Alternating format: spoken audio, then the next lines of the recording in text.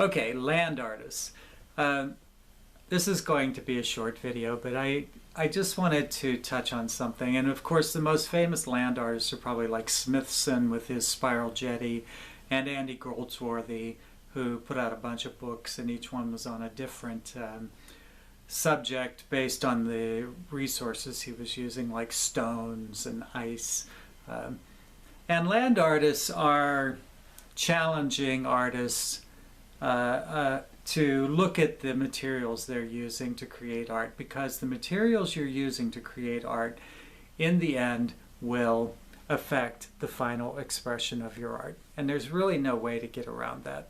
So if the materials you're using continuously are using fossil fuels and oil-based products and are damaging the environment, in the end your piece of art will reflect that, and your expression will be a part of the materials that you used. So today, as we see the information about climate change, artists then have to ask, do we just ignore that and proceed as usual, or do we try to find a transition to new materials, whatever those are?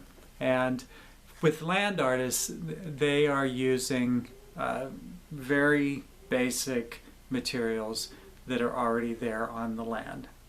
So you have rocks and stones and sticks and ice and water and things like that. Probably, I'm not sure if this qualifies, but like Zen gardens in Japan, those probably could be considered land art, because they're just using stones and the placement of stones, and the trees have been bonsaied and things like that to create an expression, and it's all based on a subtle manipulation of the land. And the thing about land art that I've seen is a lot of it, not all of it, but a lot of it is very temporary. And that also challenges what art has been traditionally taught to be.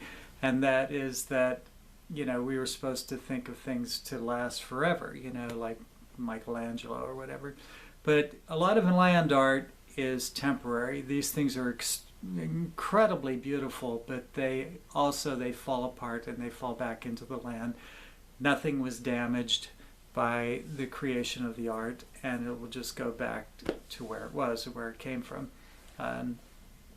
So I'm going to do some videos on some land artists that I really enjoy, and if you know of land artists that you enjoy, please put it in the comments.